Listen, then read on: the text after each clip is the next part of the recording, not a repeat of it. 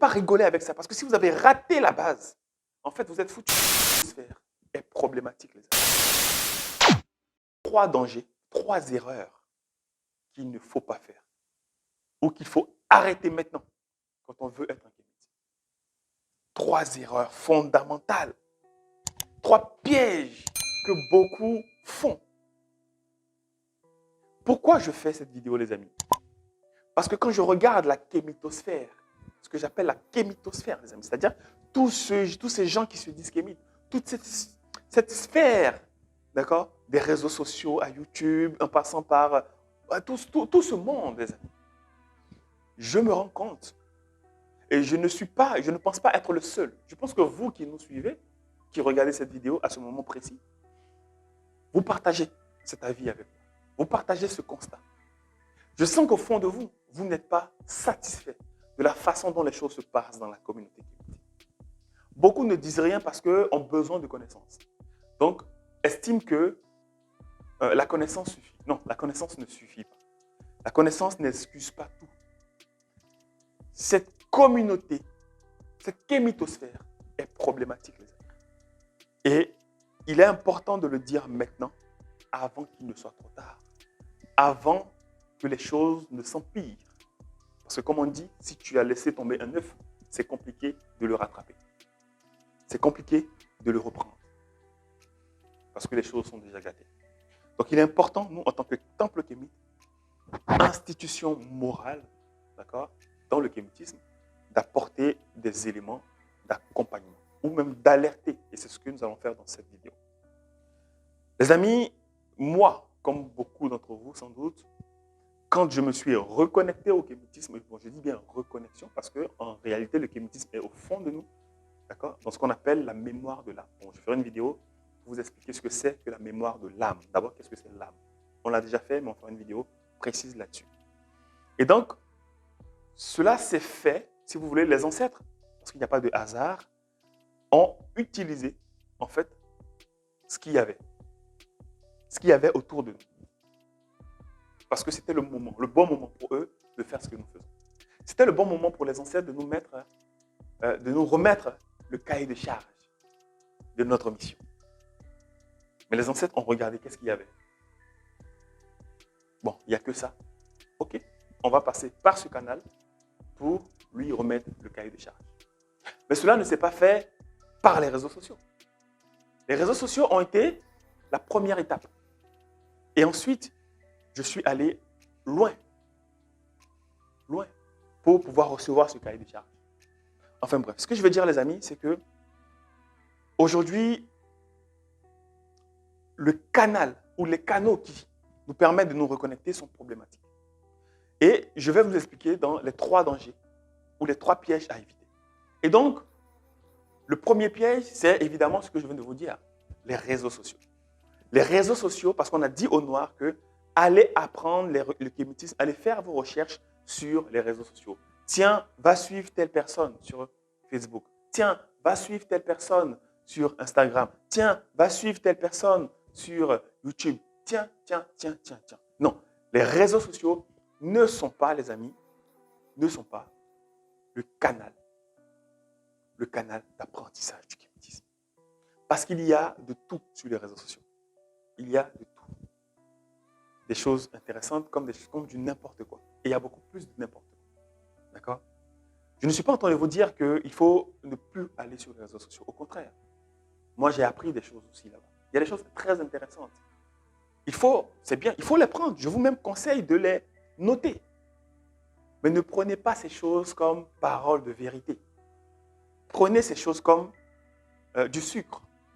Comme du sucre. Et allez poursuivre vos recherches. Allez vous-même poursuivre vos recherches. Allez plus loin. Ne restez pas là-dessus. Ne faites pas du culte de la personne. Ne restez pas là-dessus. YouTube, Facebook, Instagram ne sont pas des canaux d'apprentissage du kémitisme. Il faut des cadres. Parce que le kémitisme, ce n'est pas simplement un poste. C'est un ensemble de choses très complexes. Et il ne faut pas rigoler avec ça. Parce que si vous avez raté la base, en fait, vous êtes foutu. C'est le chaos. Tout étant énergie, vous commencez avec des énergies isfétiennes. Il faut faire très, attention. Et je vais vous expliquer pourquoi vous allez, au fur et à mesure de cette vidéo, vous allez comprendre pourquoi les énergies isfétiennes ne sont pas loin. Ne sont pas loin. Donc, Facebook, les réseaux sociaux ne sont pas des canaux d'apprentissage du kémitisme. Nous avons notre école initiatique. Aller vers des gens qui sont dans un cadre, qui présentent un cadre. Nous avons notre propre cadre à nous et nous initions, d'accord, à l'histoire. Nous initions aux bases du kémitisme. Nous initions, d'accord, on va dire, à ce qui va te permettre, ce qui va vous permettre, d'accord, de comprendre les valeurs du kémitisme, les piliers du kémitisme, permettre d'expérimenter des choses qui vont vous rapprocher de vos ancêtres. Comment être un bon kémite? Savoir faire ses invocations, savoir faire ses libations, comprendre les énergies, qu'est-ce que signifie, en fait, comprendre le corps humain, d'accord, toutes les différentes parties du corps, ou si vous voulez, le corps physique, tous les différents corps, le corps subtil, les corps subtils, etc. Tout ça, on apprend chez nous, d'accord. Donc, on vous donne des éléments solides qui vont vous permettre aujourd'hui de vous présenter comme kémite. Parce que, en fait, tous les pôles, ou si vous voulez, la globalité du kémitisme, d'accord, est enseignée dans notre initiation qui se fait en 2 étapes. Donc, c'est important, les amis, de vous rapprocher des cadres. La deuxième chose qu'il faut éviter, et ça, pour moi, c'est l'une des choses les plus importantes, d'accord, et je préfère, les amis, d'accord, marquer même un petit temps d'arrêt. Pourquoi? Parce que c'est très grave. C'est très grave. La compréhension du kémitisme. Aujourd'hui, quand vous regardez, les amis, dans la kémitosphère, je peux même m'avancer, sans me tromper, que 70% de la kémitosphère ne peut pas aujourd'hui vous définir le kémitisme. Je répète, je peux avancer qu'au minimum 70% de kémites, non, au minimum 70%, oui, ne peuvent pas vous définir le kémitisme. Ils ne peuvent pas. Parce que, en fait, le kémitisme lui-même est complexe dans sa définition, est mystérieux dans sa définition. La définition du kémitisme est mystérieuse. Raison pour laquelle on ne peut pas la définir. Vous allez comprendre pourquoi. Mais on peut présenter une définition. Je répète. La définition du kémitisme étant complexe, on ne peut pas, dans le fond, la définir, mais on peut présenter une définition. Parce que tu ne peux pas définir quelque chose qui est né avant toi. Tu ne peux pas définir quelque chose, quand je dis avant toi, je veux dire avant l'humanité. On ne peut pas définir. Avant la parole, tu ne peux pas définir des choses qui existaient avant la parole, avant le langage des humains. On ne peut pas le définir. C'est complexe, c'est mystérieux. Mais on peut présenter une définition. Et c'est ce que nos ancêtres ont toujours fait. Ont toujours présenté une définition en se basant sur les lois de la nature, d'accord, sur les codes, en se basant également sur leur environnement et en ayant une pensée pour les générations à venir. C'est ça le kémitisme. Là, je ne l'ai pas défini. Là. En tout cas, je n'ai pas présenté de notre définition. J'ai expliqué comment on peut définir le kémitisme.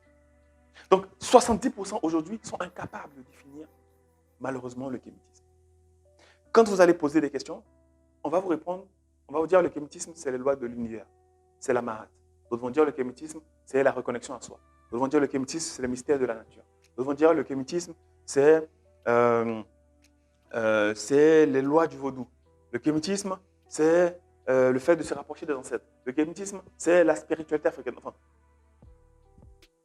ces présentations ne sont pas fausses. Elles sont juste incomplètes. Elles sont incomplètes. Parce que ces définitions, ces présentations ne permettent pas, en fait, aux kémites de s'exprimer en tant que kémite. Elles ne permettent pas au kémitisme de s'imposer. Pas du tout. C'est des définitions qui ne sont pas complètes. Et donc, vous devez comprendre que la complexité du kémitisme doit nous pousser à faire attention à ce qu'on écoute à gauche, à droite. Tout part de la compréhension du kémitisme. Si ça c'est raté, on va trouver, et c'est ce qu'on voit aujourd'hui dans la kémitosphère, des gens qui vont calomnier des autres, qui vont faire des lives de 2 jours d'affilée, comme s'ils n'ont pas de travail, ils n'ont pas de boulot, ils n'ont pas... Enfin, je veux dire, faites quelque chose, ayez des projets dans la vie. Ils n'ont pas de projet, les gens. On sabote, on sabote, on sabote. On dénigre, on dénigre, on dénigre. Mais on se présente fièrement comme étant kémite parce qu'on connaît soi-disant des choses de la tradition. Ce n'est pas ça. Le kémitisme, ce n'est pas la tradition.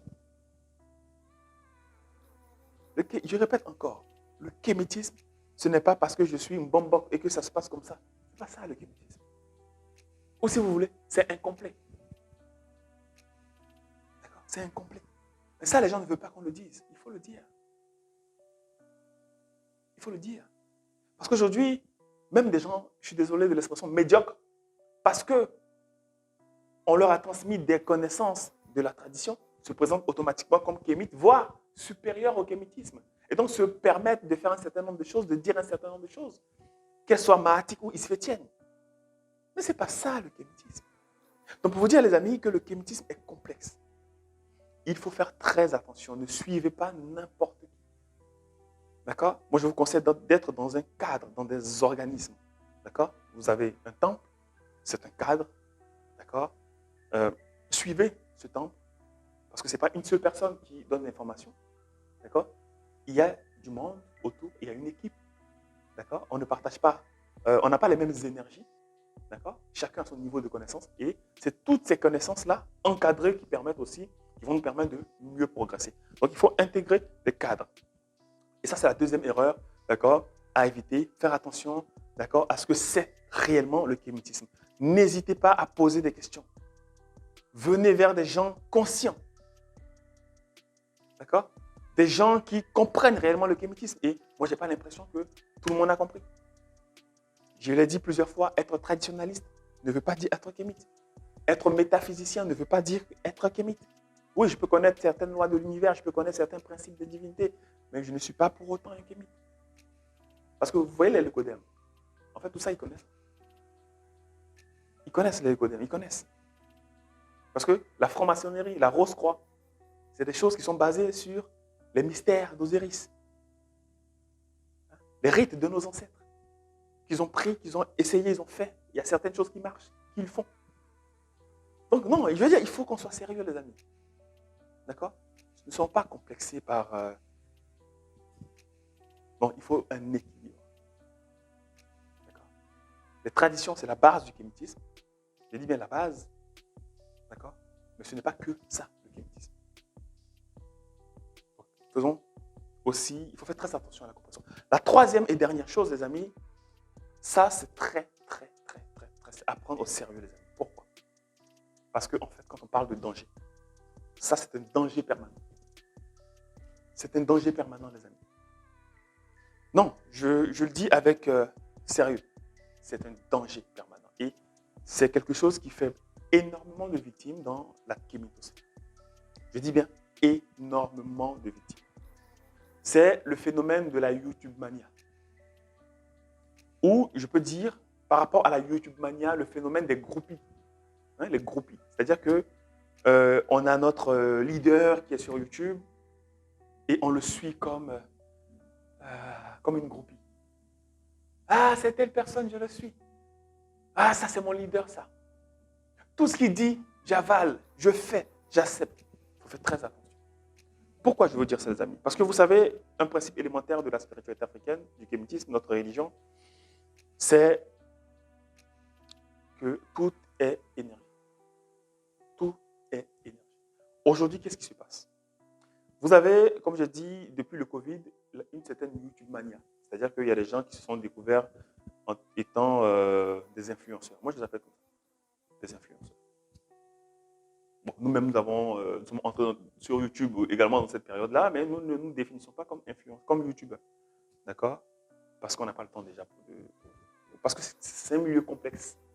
D'accord? C'est un milieu qui est très complexe. Donc, on ne peut pas se définir comme YouTubeur. Parce que notre but, ce n'est pas de rester sur YouTube. La preuve, aujourd'hui, on a un espace. Et on a beaucoup d'autres choses que nous avons prévu faire. Mais ce que je veux dire par là, nous, quand nous avons commencé sur YouTube, on a eu toujours ce langage. On vous donne des infos, allez les vérifier. Premier point. Deuxième point, nous nous sommes efforcés de ne pas transmettre des énergies négatives aux gens. Sachant, entre guillemets, la délicatesse, la faiblesse. Donc, nous nous sommes efforcés de ne pas transmettre des énergies négatives. Mais qu'est-ce qui se passe dans aujourd'hui cette kémitosphère des youtubeurs? Vous avez des gens qui, étant eux-mêmes, parce que ça se voit, dans une forme d'instabilité mentale, psychologique, d'accord, qui, parce qu'ils ont, selon eux, des histoires ou des comptes à régler avec tel ou tel, vont aller s'asseoir sur YouTube, vont faire des heures et des heures, non, des jours même de live, pendant 365 jours, pour distiller, véhiculer des énergies négatives, des énergies isfétiennes. Isfétiennes. C'est-à-dire des énergies de Seth, dont la mère est Isfét. D'accord? Ces énergies négatives. Qu'est-ce qui va se passer, les amis? Malheureusement, on voit que ces gens-là, dans leur campagne, vont entraîner d'autres avec eux. Eux, ils ont le droit d'être déséquilibrés, de faire des choses de déséquilibre. Ils ont le droit de le faire. Ce n'est pas ça la question, ça ne nous intéresse pas. Mais ce qui est important, c'est tous ceux qui sont à côté, les amis, qui, eux, n'ont rien à voir, qui n'ont pas d'histoire avec les personnes concernées. Mais comme ils sont dans une espèce de groupimania, vont d'abord assister à ce genre de live caniveau, de chaînes poubelles. Moi, je les appelle des chaînes poubelles. Vous allez comprendre pourquoi. Vous savez, la poubelle, c'est dans laquelle on met beaucoup d'ordures, où on va déverser des ordures, qui va rejaillir, qui va renverser des ordures. Ça, c'est des poubelles. Pourquoi je les appelle les chaînes poubelles et qu'il faut faire très attention? Parce que, encore une fois de plus, tout étant énergie, les amis, en distillant la haine, tous ceux qui vont s'asseoir sur ces chaînes pendant des heures et des heures à écouter, en fait, vous tendez vos oreilles pour recevoir des ordures. Vous allez recevoir des ordures. En fait, ces ordures-là, c'est des énergies négatives. Et c'est la raison pour laquelle, en spiritualité, on parle de pensée juste, parole juste, acte juste. Et je l'ai fait avant de commencer de prendre la parole. Parce que ces trois pôles, ces trois éléments, sont à la fois des éléments créateurs et donc des éléments aussi destructeurs. D'accord? Ce sont des éléments qui bouleversent, qui construisent, qui font des choses très spéciales, très mystérieuses. Je ne vais pas rentrer dans les détails. Ce qui fait que chez nous, au pays, dans la tradition, avant de prendre la parole, certains vont faire un certain nombre de rites avant de prendre la parole ou demander l'autorisation, comme je viens de le faire. Il faut faire très attention à ce qu'on dit, à la haine qu'on véhicule. N'écoutez pas la haine. Sortez des lives où c'est que de la haine du matin au soir. Vous êtes en train de commettre une grave erreur parce que les énergies négatives influencent, contaminent. C'est pire que des virus. D'accord? Parce que nous sommes entourés d'énergie. Vous connaissez, je pense que vous avez déjà vécu ce genre d'expérience. Vous êtes avec quelqu'un qui ne fait que se plaindre. Ça ne va pas dans ma vie, c'est compliqué. Vous allez voir que vous-même, au final, vous allez finir par avoir le même comportement. Vous plaindre, à ne pas reconnaître les choses positives. Vous allez avoir une vie médiocre parce que vous avez pompé des énergies négatives. C'est comme des gens qui ont des façons de parler, des tics. En marchant avec eux, au final, vous voyez, vous vous surprenez en train de faire la même chose, d'avoir les mêmes démarches, les mêmes façons de parler, les mêmes mots, les mêmes tics, etc., etc. Donc, il faut faire très attention. Les énergies, ça contamine et ça influence nos propres énergies qui, derrière, vont se matérialiser, y compris dans notre corps, dans sous forme de maladie, et également dans notre environnement. Parce que les énergies, ce que nous développons, vont construire derrière notre environnement, notre bulle. Il faut faire très attention, les amis, à ce genre. Et moi, c'est la raison pour laquelle je ne vais même pas sur certaines chaînes YouTube. Il y a certaines que j'écoute parce qu'ils disent des choses positives. D'accord? Ça me fait du bien. Il y en a d'autres quand c'est que la haine. J'ai eu telle info sur temps, j'ai eu tel scoop, j'y vais pas. Parce que ces gens-là, comme j'ai dit, ils sont déséquilibrés. Et ils vieillissent mal. C'est ça qui est dommage. C'est dommage, les amis. Il faut faire très attention. D'accord? Et qu'est-ce qui se passe? C'est-à-dire que ils vont appeler des gens qui n'ont pas d'histoire avec la personne concernée. Et il y a des gens qui vont participer à la campagne de sabotage. Pourtant, eux n'ont pas d'histoire. Ils vont monter sur les lives, ils vont participer à la calomnie, ils vont dénigrer. D'autres vont aller prendre des informations qu'ils avaient, même qui sont fausses. D'accord? Ils vont venir regarder, je veux apporter ma pierre à l'édifice. Mais posez-vous la question, les amis. Est-ce que tout ça, ça vous fait progresser? Mais quand tu finis de participer à la campagne de dénigrement. Il ne faut pas oublier que la nature entend tout et la nature voit tout. Et tout ce que nous faisons, que la nature a retenu, nous allons payer ça sur terre. Donc tu commences, toi, étant kémite, en te sabotant, en te mettant en danger. Et tu deviens un danger pour toi-même d'abord et un danger pour les autres. Parce que tu vas t'enfuir avec les énergies disfaites. Et Mahat ne collabore pas avec disfaites. Et donc tu te mets en danger. Dénigrer quelqu'un avec qui tu n'as pas d'histoire, tu te condamnes. Calomnier quelqu'un qui ne t'a même pas parlé, avec qui tu n'as pas d'histoire, tu te fais du mal. Tu te fais du mal. Mentir sur quelqu'un, tu te fais du mal. Avec qui tu n'as même pas d'histoire. Tu te fais du mal. Tu te fais du mal. Après, c'est un conseil. Comme j'ai dit, tout le monde ne peut pas être un kémite. Il y a des gens qui, en réalité, sont des agents doubles. Moi, je les appelle comme ça. Les agents doubles. Il faut se méfier d'eux. Et ça, c'est la troisième erreur à éviter. Se méfier des agents doubles. Ils viennent devant là en vous disant, regardez, moi, je connais les traditions. Je suis dans le culte de Haïti. Je suis dans le vaudou. Je suis dans le beauty. Je suis Mbambok. Je suis dans l'Mbambok. Mais on s'en fout de ça. Je veux dire, ce n'est pas important tout ça. Parce qu'aujourd'hui, il y a des vaudouisants qui sont chrétiens. Il y a des Mbambok qui sont chrétiens. Non, on s'en fout de ça. Il y a des adeptes de la tradition même qui sont musulmans. Allez voir au Sénégal, au Mali. On s'en fout de ça. Ce n'est pas ça la question, les amis. La question, c'est est-ce que ces gens font progresser la communauté ou la détruisent? Voici la question qu'il faut se poser. Donc, qui vous voulez suivre dans votre apprentissage du kémitisme? Est-ce que vous voulez suivre des gens qui vous font progresser? Des gens qui ont des projets, qui font des choses pour développer notre communauté, qui nous font avancer communément, collectivement, ou plutôt des gens qui sont dans la haine matin, midi et soir? Ce n'est pas ça être un kémite. Ce n'est pas parce que tu dis Otep que tu t'appelles Kamite, je ne sais pas quoi. Ce n'est pas ça être un kémite. Ce n'est pas parce que tu mets une croix ankh et que tu mets des photos de je ne sais pas qui dans ta maison. Ce n'est pas ça être un kémite. Hein? Ce n'est pas parce que tu as les cheveux blancs qu'automatiquement tu es kémite. Il faut... Non, ce n'est pas ça être un kémite. Ce n'est pas ça être un kémite. Et donc, c'est ce qui, aujourd'hui, fait que, depuis plus de 30 ans, il y a des choses qui n'ont pas progressé dans cette communauté au niveau de la diaspora. Parce que la base, on va dire, ce qui se passe à l'intérieur, c'est compliqué, les amis. Donc, il faut alerter dès maintenant parce qu'au niveau de la nouvelle génération, c'est à nous de corriger les choses des générations précédentes. Il faut les corriger. Il ne faut pas enfoncer le clou. Il ne faut pas faire pire qu'elle. Ce n'est pas ça, être un kémite, parce que nos ancêtres se sont toujours inscrits dans la progression, dans l'évolution. On fait mieux que les générations précédentes. On ne fait pas pire qu'elles. On ne fait pas pire qu'elles. D'accord, les amis? Donc, 3 erreurs à éviter et je compte sur vous. Partagez massivement cette vidéo si vous voulez réellement sauver cette communauté kémite qui, malheureusement, pour certains, file un très mauvais coton. Gloire aux ancêtres méritants. C'était le guide Imhotep. Haché.